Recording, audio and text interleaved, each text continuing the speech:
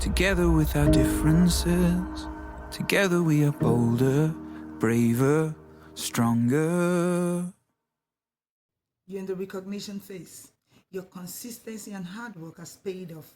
Now, you want influence, leadership style, and the authority to establish your mark, but you fear losing your authenticity.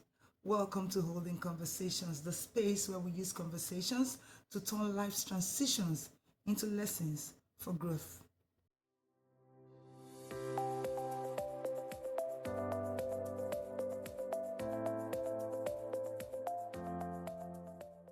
Influence is not performance, it's alignment. When you're no longer fighting for recognition, the struggle becomes staying connected to your values. Many people begin to experience burnout after entering the recognition phase, not because visibility is bad, but because they shifted from who they truly are to a version they assume people would admire and respect. They adopt personalities that feel impressive but not authentic. They pick up new and impressive languages that mirror what society applauds and lead in ways that don't align with their temperament. And over time, this dissonance becomes exhausting. But here's the reality. Your influence grows when your visibility matches your convictions. You don't need to adopt someone else's leadership style. Influence isn't noise, it's clarity. It isn't dominance, it's consistency. It's not pretending to know everything, it's demonstrating grounded thinking.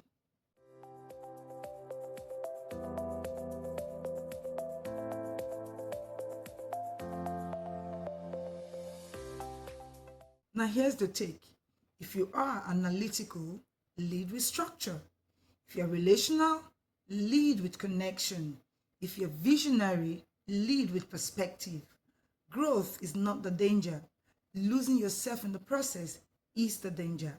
And this is especially true for immigrants and high achievers who already have adapted to so much new systems, new environments, new expectations. So when influence becomes available, the instinct is to over-adapt again, to become more palatable, less threatening, and less different.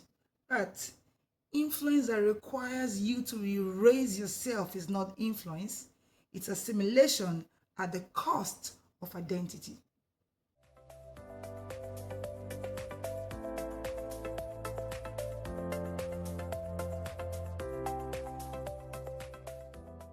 Four things to note in this phase. 1. Influence should be an alignment between your visibility and your values. 2. If your platform contradicts your principles, you will become fragmented.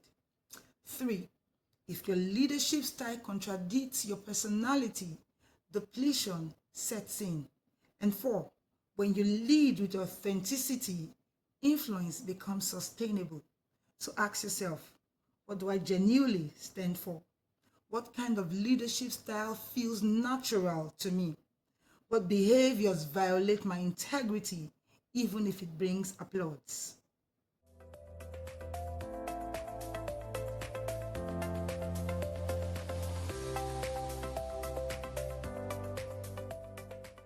Visibility does not create character, it magnifies it. If you're grounded, it amplifies groundedness. If you're insecure, it amplifies insecurity. If you're clear, it amplifies clarity. So, the focus is not on chasing influence, it's on strengthening identity. It can be influential without being performative, artificial, or exhausted. Growth should expand you, not fracture you.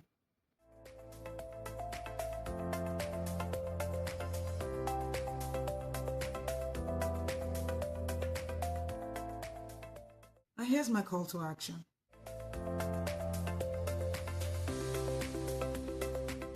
As you build influence this year, build it from alignment and not from comparison, not from pressure, and certainly not from the fear of being unseen. Because the most sustainable influence is rooted in who you already are. And when visibility and values agree, authority becomes effortless. Now, share with a friend or colleague who really needs to hear this, and then subscribe to Holding Conversations. And until next time, keep holding space for growth, for grace, and for greatness.